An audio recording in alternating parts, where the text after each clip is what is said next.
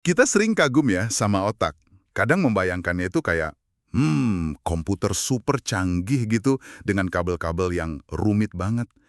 Tapi pernah nggak sih Anda kepikiran, jangan-jangan kunci fleksibilitas otak kita itu kemampuannya belajar hal baru, ingat momen penting, kayak ulang tahun ke-18, atau bahkan sekedar fokus dengerin ini itu, lebih karena, koktail kimia di dalamnya, bukan cuma soal kabel. Itu pertanyaan yang menarik sekali. Selamat datang di pembahasan mendalam kita kali ini. Hari ini kita akan fokus ke bab 1 dari buku Overloaded. Judulnya spesifik banget, otak kimiawi. Otak kimiawi, oke. Sumber kita ya kutipan dari bab itu, yang bakal ngebawa kita melihat gimana sih pemahaman soal kimia otak ini bisa berkembang. Oke, jadi misi kita hari ini intinya membongkar cara kerja sinyal-sinyal kimiawi ini di otak Anda. Dan yang penting juga, kenapa sih ini relevan buat Anda yang ya selalu pengen belajar lebih banyak? Mari kita mulai deh. Jadi dari mana mulanya pemahaman ini? Apa emang selalu tentang kimia? Nggak juga sih, awalnya itu, wah, semua mata tertuju pada listrik. Mungkin Anda ingat cerita Luigi Galvani tahun 1780-an yang eksperimen pakai kaki katak? Oh iya, iya, yang kaki kataknya gerak itu kan? Betul. Dia lihat kaki katak itu bergerak pas dialiri listrik. Terus dia pikir dia nemu listrik hewan. Semacam, ya, kekuatan hidup gitu. Tapi kan itu dibantah kemudian. Benar sekali. Ada Alessandro Volta, dia tunjukin kalau itu ya listrik biasa aja yang dibawa sama partikel bermuatan. Ion namanya. Mirip kayak di baterai yang dia temukan itu loh. Nah, ini jadi dasar pemahaman awal. Tapi, para ilmuwan kemudian sadar, kok kayak ada yang aneh ya? Kayak ada celah gitu di sistem saraf yang nggak bisa dijelasin cuma pakai listrik. Celah?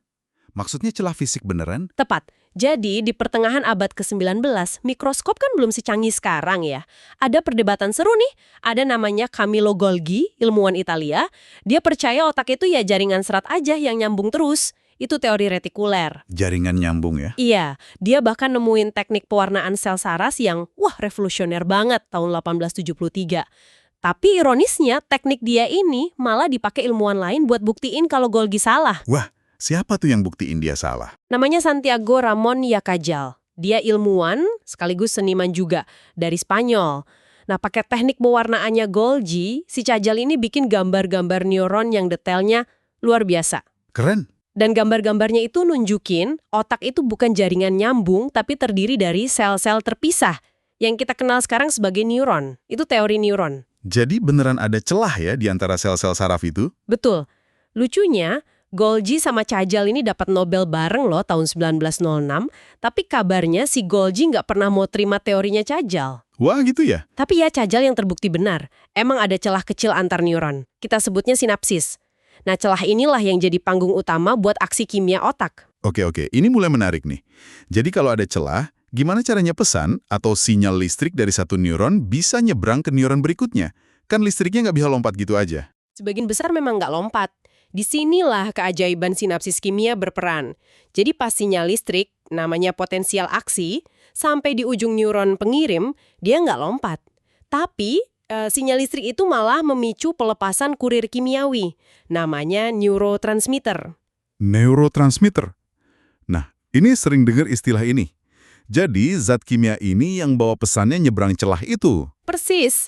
Neurotransmitter ini dilepas ke celah sinapsis, terus dia nyebrang, nempel deh ke pintu masuk atau reseptor di neuron penerima. Sering diibaratkan kayak kunci sama gembok.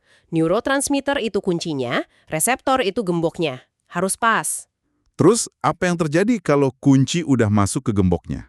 Nah, disinilah letak fleksibilitas otak kimiawi yang wah luar biasa banget. Efeknya itu bisa macam-macam, tergantung jenis neurotransmitter sama reseptornya apa. Ada yang kerjanya cepet banget, langsung buka gerbang ion di neuron penerima. Buka gerbang ion. Iya, akibatnya neuron penerima itu jadi lebih gampang nembak, itu efek eksitatori namanya. Atau malah jadi lebih susah nembak, itu inhibitori. Jadi bisa bikin sinyal berikutnya lebih kuat atau lebih lemah gitu ya? Bisa, dan itu bisa terjadi cepet banget dalam hitungan milidetik. Tapi ada juga neurotransmitter yang kerjanya lebih lambat. Dia memicu serangkaian reaksi kimia di dalam sel penerima. Nah, efeknya ini bisa lebih tahan lama. Lebih tahan lama ya? Bahkan satu jenis neurotransmitter aja bisa punya efek beda di area otak lain atau di neuron yang sama, tapi tipe reseptornya beda. Kompleks kan? Wah, iya ya. Beneran rumit. Jadi nggak sekedar on atau off kayak saklar listrik biasa. Jauh lebih dari itu. Fleksibilitas kimiawi inilah intinya. Kemampuan buat memodulasi kekuatan koneksi, jenis responsnya gimana, bahkan bisa mempengaruhi sekelompok neuron sekaligus. Inilah yang bikin otak kita bisa adaptasi dan ubah perilaku dengan cepat banget. Nggak mungkin bisa secepat itu kalau cuma ngandelin perubahan kabel fisik otak yang butuh waktu lama. Jadi kemampuan kita pindah fokus atau respon cepat itu banyak tergantung sistem kimia ini ya? Banget. Oke, saya mulai ngerti nih kenapa kimia ini penting banget buat fleksibilitas otak. Nah, sekarang gimana semua ini nyambungnya ke proses kita belajar sama mengingat? Tadi Anda sebut ulang tahun ke-18. Gimana otak nyimpen ingatan kayak gitu? Oke, kita lihat contoh klasik yuk dari Eric Kandel. Dia ini menang Nobel loh gara-gara neliti siput laut. Namanya aplysia. Siput laut? Kenapa siput laut? Karena sistem sarafnya relatif sederhana, jadi lebih mudah dipelajari. Kandel mempelajari fenomena namanya sensitisasi. Pernah nggak sih Anda jadi gampang kaget gitu habis nonton film horor? Oh iya, pernah. Jadi lebih waspada gitu ya? Nah, itu sensitisasi. Di siput laut, Kandel nunjukin kalau dikasih sengatan listrik kecil aja, respon siput pas disentuh pelan jadi jauh lebih kuat dari biasanya. Terus, apa yang terjadi di tingkat kimiawinya siput itu? Kok bisa gitu? Ternyata, sengatan listrik itu memicu pelepasan neurotransmitter namanya serotonin. Serotonin ini tugasnya memperkuat koneksi atau sinapsis antara neuron sensorik yang rasain sentuhan sama neuron motorik yang narik insangnya siput. Gimana cara serotonin memperkuatnya? Salah satu caranya, serotonin itu bikin pelepasan neurotransmitter lain namanya glutamat, jadi lebih banyak di sinapsis itu. Nah, ini contoh gimana kimia otak bisa ngubah kekuatan koneksi secara cepat. Ini buat pembelajaran jangka pendek. Oke, itu buat jangka pendek. Kalau memori jangka panjang gimana? Kayak ingatan masa kecil atau fakta-fakta yang kita pelajari bertahun-tahun? Nah, kalau buat itu, ada proses yang lebih rumit dan lebih tahan lama. Namanya long-term potentiation atau sering disingkat LTP. LTP ya? Sederhananya, LTP ini penguatan koneksi sinapsis yang awet, tahan lama. Ini bukan cuma soal lepasin neurotransmitter sesat, tapi udah melibatkan perubahan fisik beneran di sinapsisnya. Perubahan fisik? Maksudnya gimana? Jadi, neuron penerima itu bisa ngebangun lebih banyak pintu masuk lagi, reseptor maksudnya, atau bahkan dibantu zat kimia lain kayak faktor pertumbuhan, dia bisa numbuhin koneksi sinapsis baru lebih kuat jadinya. Nah, LTP inilah yang dianggap salah satu mekanisme dasar gimana otak kita nyimpen informasi buat jangka panjang. Jadi, memori jangka panjang itu melibatkan perubahan fisik di otak yang dipicu oleh sinyal kimia, oke. Tapi apa setelah terbentuk memori itu ya udah kesimpan gitu aja kayak file di komputer? Nggak berubah sama sekali? Nah, ini bagian yang menurut saya sangat menarik dan mungkin agak mengejutkan buat Anda. Ternyata nggak gitu. Ada proses namanya konsolidasi. Memori itu awalnya diproses di area kayak hipokampus, terus pelan-pelan diperkuat dan mungkin dipindah ke area lain kayak korteks buat penyimpanan jangka panjang. Tapi setiap kali Anda mengingat sesuatu, Anda itu sebenarnya lagi mengaktifkan ulang jejaring neuron yang nyimpen memori itu. Dan pas aktif lagi, memori itu jadi rentan lagi, bisa diubah. Tunggu. Maksudnya ingatan saya bisa berubah tiap kali saya ingat lagi. Agak susah dipercaya ya, apalagi buat ingatan yang rasanya jelas banget gitu. Memang kedengerannya aneh, tapi bukti ilmiahnya lumayan kuat loh. Ada penelitian terkenal banget dari Elizabeth Loftus soal ini. Dia nunjukin video simulasi kecelakaan mobil ke partisipan. Terus partisipan ditanya, seberapa cepat mobilnya melaju pas misalnya saling bersentuhan. Nah, perkiraan kecepatan mereka itu lebih rendah dibanding kalau ditanya, seberapa cepat pas mobilnya saling menabrak. Kata-katanya beda, ingatannya jadi beda. Cuma gara-gara beda kata doang. Bersentuhan sama menabrak? Yang ngelapor lihat pecahan kaca di videonya. Padahal di video aslinya nggak ada pecahan kaca sama sekali. Wow, jadi ingatan bisa ditanam gitu ya? Bisa dibilang begitu. Ini nunjukin betapa plastis dan rapuhnya memori kita. Anda mungkin yakin banget sama ingatan Anda, tapi kemungkinannya ingatan itu udah agak berubah dari kejadian aslinya. Wah, ini bener-bener ngubah cara saya mandang ingatan sih. Tapi kalau gitu, gimana dong sama ingatan yang rasanya kuat banget dan emosional? Kayak misal hari kelulusan atau peristiwa besar yang ngejutin, kayak tragedi 9/11. Rasanya nggak mungkin deh ingatan kayak gitu berubah. Nah, disitulah emosi dan kimia otak yang lain ikut main peran. Ada area di otak namanya amigdala. Itu pusatnya emosi. Letaknya dekat banget sama hipokampus, area yang penting buat bentuk memori. Amigdala dan hipokampus ya? Betul, pas kita ngalamin sesuatu yang emosional, bisa seneng, bisa sedih, bisa kaget, tubuh kita ngelepasin hormon stres, contohnya adrenalin. Adrenalin ini bakal ningkatin aktivitas di amigdala sama hipokampus. Kayak ngasih stabilo gitu ke memori itu. Jadinya, memori itu lebih kuat disimpannya. Oh, jadi ada alasan biologisnya ya kenapa ingatan emosional itu lebih nempel. Tepat kali. Ini mekanisme evolusi yang masuk akal kan? Kita perlu ingat kejadian yang penting buat bertahan hidup. Ini juga ngejelasin fenomena flashbulb memories. Flashbulb memories. Apa itu? Itu ingatan yang rasanya super detail tentang momen pas kita dengar berita mengejutkan. Kayak 91 tadi. Kita ngerasa ingat persis lagi di mana, lagi ngapain sama siapa. Tapi penelitian nunjukin meskipun rasanya akurat banget, ingatan flashbulb ini pun sebenarnya nggak kebal dari perubahan dan distorsi seiring waktu. Contohnya tadi, banyak orang salah ingat, ngaku lihat tayangan langsung pesawat pertama nabrak WTC di TV, padahal rekamannya baru ada belakangan. Jadi ingatan itu kemungkinan tertanam belakangan ya? Kemungkinan besar iya, pas proses penyimpanan ulang. Penyimpanan ulang. Ini yang tadi disebut rekonsolidasi itu ya? Pas ingatan diaktifkan, terus jadi rentan lagi. Tepat, pemahaman soal rekonsolidasi ini buka pintu yang menarik loh. Misalnya buat terapi. Bayangin penderita PTSD, Post Traumatic Stress Disorder. Iya. Ada penelitian yang nyoba aktifin lagi memori traumatis pasien, tapi dikasih sedikit elemen kejutan, prediction error istilahnya. Sesuatu yang nggak terduga pas lagi ingat-ingat itu. Nah, pas memorinya lagi terbuka gitu, dikasih obat kayak propranolol yang bisa ngeblok efek adrenalin. Tujuannya apa? Harapannya, pas memori itu disimpan lagi, muatan emosi negatifnya jadi berkurang. Ini masih riset aktif sih, tapi nunjukin potensi buat manipulasi kimia memori demi penyembuhan. Luar biasa ya potensinya.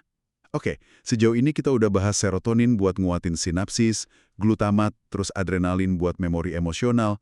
Ada pemain kimia penting lain nggak sih dalam proses belajar dan fokus kita sehari-hari? Oh, tentu ada. Salah satu yang krusial banget itu asetilkolin. Pernah nggak sih Anda ngerasa lagi ngelamun gitu? Pas temen cerita panjang, terus tiba-tiba kayak sadar lagi? Sering. Itu kenapa ya? Nah, mungkin itu ada hubungannya sama kadar asetilkolin Anda. Neurotransmitter ini penting buat kewaspadaan, perhatian, dan juga motivasi. Gimana cara asetilkolin bantu kita belajar? Asetilkolin itu bantu otak kita ngatur fokus. Pas kadarnya lagi tinggi, kita cenderung lebih fokus ke dunia luar, nyerap informasi baru. Ini pas banget kalau Anda lagi belajar sesuatu yang baru. Oke. Sebaliknya, pas kadar asetilkolin lebih rendah, misalnya pas kita tidur atau lagi santai, otak lebih fokus ke pemrosesan internal, kayak mengkonsolidasikan memori yang baru dipelajari, atau nyambunginnya ke pengetahuan lama. Jadi kayak saklar gitu ya, buat fokus keluar atau fokus ke dalam? Bisa dibilang gitu, tapi mungkin lebih kayak dimmer switch ya, yang bisa diatur tingkatannya, nggak cuma on-off. Asetilkolin juga penting pas kita lagi mencoba mengingat informasi spesifik. Contohnya? Misalnya nih, Anda lagi belajar bahasa Spanyol, tapi tiba-tiba kok yang muncul di kepala malah kata bahasa Perancis yang mirip. Nah, tingkat asetilkolin yang tinggi pas lagi belajar itu bantu otak mastiin dia nguatin jejak memori yang benar, kata Spanyolnya, dan nggak ikutan nguatin jejak yang salah, kata Prancisnya. Kenapa? Karena fokusnya lagi ke input eksternal yang lagi dipelajari. Masuk akal. Itu ngejelasin kenapa obat yang ngeblok reseptor asetilkolin, kayak skopolamin yang dari tanaman ginsengweed itu, kadang dipakai buat mabuk perjalanan, bisa bikin orang jadi susah ingat, susah belajar hal baru ya? Keseimbangan kimianya penting banget ternyata. Penting banget. Gangguan sedikit aja di sistem asetilkolin ini bisa pengaruh besar ke fungsi kognitif kita. Nah, kalau ada zat yang bisa ganggu memori, ada nggak sih zat yang bisa ningkatinnya? Ini nyambung ke topik obat pintar atau smart drugs nih. Sering banget dengar, terutama mahasiswa atau pekerja gitu, pakai obat ADHD kayak Adderall atau Ritalin. Padahal mereka nggak didiagnosis ADHD. Harapannya biar bisa lebih fokus atau lebih pinter. Gimana sih pandangan sains soal ini? Wah, ini topik yang kompleks dan agak sensitif ya. Obat kayak Adderall atau Ritalin itu cara kerjanya ningkatin kadar neurotransmitter kayak dopamin sama noradrenalin. Keduanya emang terlibat dalam fokus dan motivasi. Ada juga modafinil yang mekanismenya belum terlalu jelas tapi diklaim bisa ningkatin kewaspadaan. Tapi beneran bikin pinter nggak buat orang sehat? Nah itu dia, penting banget buat Anda catat bukti ilmiah kalau obat-obat ini bener-bener ningkatin kemampuan kognitif pada orang sehat yang nggak punya gangguan kayak ADHD, itu sebenarnya masih beragam, efeknya seringkali kecil atau malah nggak konsisten antar penelitian. Ada kemungkinan besar efek placebo juga main peran di sini? Jadi belum tentu beneran bikin pinter ya? Belum tentu. Dan yang perlu diingat, ada resiko efek samping, ada resiko ketergantungan, plus potensi penyalahgunaan. Lebih dari itu, ini buka kotak Pandora pertanyaan etis loh. Etisnya gimana? Ya, apakah adil kalau sebagian orang pakai doping otak kayak gini? Terus gimana soal aksesnya? Nggak semua orang bisa dapat kan? Dan yang paling bikin khawatir, apa dampak jangka panjangnya ke otak yang masih berkembang? Ingat loh, otak kita itu baru benar-benar matang sekitar usia pertengahan 20-an. Kita belum punya data keamanan jangka panjang yang cukup buat penggunaan off-label kayak gini. Iya juga ya. Pertanyaan etis yang penting banget buat dipikirin. Oke, selain kimia, apakah waktu juga berperan penting dalam pembelajaran? Maksud saya, ada nggak sih waktu-waktu tertentu di mana otak kita itu lebih gampang buat belajar sesuatu? Oh, tentu saja. Waktu itu krusial. Otak bayi dan anak-anak itu kan lagi berkembang pesat banget ya. Mereka bentuk jutaan koneksi sinapses baru tiap detik. Banyak lewat proses LTP yang tadi kita bahas. Nah, ternyata ada periode waktu tertentu di awal kehidupan yang disebut periode sensitif. Periode sensitif. Kayak jendela kesempatan gitu. Betul, kayak jendela kesempatan. Di periode ini otak itu lagi reseptif banget buat mempelajari kemampuan-kemampuan spesifik. Contohnya kayak apa tuh periode sensitif? Mungkin Anda pernah dengar cerita Konrad Lorenz sama angsa-angsanya. Dia menunjukin fenomena imprinting. Jadi anak angsa yang baru netes itu bakal otomatis ngikutin objek bergerak besar pertama yang dia lihat. Biasanya ya induknya. Oh iya, pernah dengar. Nah, ikatan ini harus terbentuk dalam beberapa jam pertama setelah netes. Itu contoh periode sensitif yang singkat banget. Tapi perlu dicatat juga ya, seperti yang disebut di sumber kita, karya Lorenz ini sayangnya kemudian ada konteks sejarah atau politisnya yang agak bermasalah, tapi penemuan ilmiahnya soal imprinting ini tetap signifikan. Oke, dimengerti. Kalau buat manusia gimana? Kita punya periode sensitif juga. Punya dong, buat macam-macam kemampuan, penglihatan contohnya. Bayi yang lahir dengan katarak itu harus dioperasi secepat mungkin, idealnya dalam beberapa minggu pertama. Kenapa? Biar jalur saraf penglihatannya bisa berkembang normal. Kalau nggak cepat gimana? Ya, bisa gangguan penglihatan permanen. Contoh lain yang jelas banget itu bahasa. Anak kecil kan gampang banget nyerap bahasa baru, bahkan bisa tanpa aksen ya. Sementara kita orang dewasa, wah lumayan susah kan? Iya, benar. Itu karena otak anak-anak lagi plastis banget di periode itu. Koneksi saraf yang sering dipakai bakal dikuatin, yang jarang dipakai ya dipangkas, di pruning namanya. Nah, setelah periode sensitifnya lewat, plastisitas otak buat kemampuan itu jadi berkurang. Belajar tetap bisa, tapi lebih susah. Jadi, lingkungan sama pengalaman di awal kehidupan itu penting banget ya, karena otak lagi dalam periode sensitif ini. Penting banget. Krusial malah. Ada contoh yang agak menyedihkan tapi ngasih banyak pelajaran penting. Studi tentang anak-anak di panti asuhan Rumania pas zaman Ceausescu dulu. Oh, yang kondisi panti asuhannya buruk itu ya? Iya, mereka ngalamin pengabaian fisik dan sosial yang parah banget. Ada studi namanya Bucharest Early Intervention Project. Nah, studi ini mendokumentasikan dampak pengabaian itu ke perkembangan otak anak-anak di sana. Apa yang ditemuin dari studi itu? Anak-anak yang tumbuh di institusi itu rata-rata ukuran otaknya lebih kecil dibanding anak yang dibesarin di keluarga. IQ-nya juga lebih rendah, terus lebih banyak masalah perilaku sosial. Pola aktivitas listrik otaknya, EEG-nya, juga beda, cenderung abnormal. Penyebabnya apa? Diduga kuat, stres kronis gara-gara pengabaian itu punya peran besar. Kalau hormon stres kortizol tinggi terus-terusan, lama-lama responsnya bisa jadi tumpul. Dan ini malah ganggu perkembangan normal otak, termasuk menghambat proses LTP yang penting buat belajar itu. Aduh, kasihan ya. Terus, apa ada harapan buat anak-anak itu? Nah, studi itu juga nunjukin sisi positifnya. Anak-anak yang kemudian diadopsi, masuk ke keluarga asuh yang ngasih perhatian, itu nunjukin perbaikan yang signifikan loh. Alhamdulillah. Dan yang menarik, kapan mereka diadopsi itu ngaruh banget. Anak yang diadopsi sebelum usia sekitar 2 tahun, itu pemulihan IQ sama pola EEG-nya lebih bagus dibanding yang diadopsi lebih telat. Wah, jadi beneran ada periode sensitif ya? Iya, ini negasin banget adanya periode sensitif. Nggak cuma buat bahasa atau penglihatan, tapi juga buat perkembangan kognitif dan sosial emosional dasar. Dan ini sangat bergantung sama interaksi yang responsif. Kayak serve and return gitu, antara anak sama pengasuhnya. Wow, jadi jelas banget ya, otak kita ini jauh lebih dari sekedar kabel sama listrik. Kimia otak, neurotransmitter kayak serotonin, dopamin, asetilkolin, adrenalin, itu benar-benar jadi inti cara kerja otak kita ya. Mereka itu kayak bahasa komunikasi antar neuron. Tepat sekali. Kimia inilah yang ngasih fleksibilitas luar biasa ke otak kita. Kemampuan buat belajar, buat ingat, dan bahkan buat ngubah ingatan, buat fokus, buat ngerespon emosi, dan buat berkembang sesuai pengalaman kita, terutama di periode-periode kritis awal kehidupan itu. Tapi fleksibilitas ini berarti ada kerentanannya juga ya. Kimia otak kita ternyata gampang banget dipengaruhi sama stres, kurang tidur, nutrisi, atau bahkan zat-zat dari luar kayak obat-obatan. Benar sekali. Dan pemahaman kita tentang otak kimiawi ini kan terus berkembang ya. Selalu ada wawasan baru tentang cara kerja pikiran kita. Tapi sekaligus juga muncul tantangan-tantangan baru. Dan ini mungkin jadi penutup diskusi kita ya, sekaligus jadi bahan renungan buat Anda di rumah. Kalau kita tahu otak kita itu sebegitu plastisnya dan kimianya sebegitu mudahnya dipengaruhi sama pengalaman, lingkungan, bahkan obat, apa artinya ini buat gagasan kita tentang diri?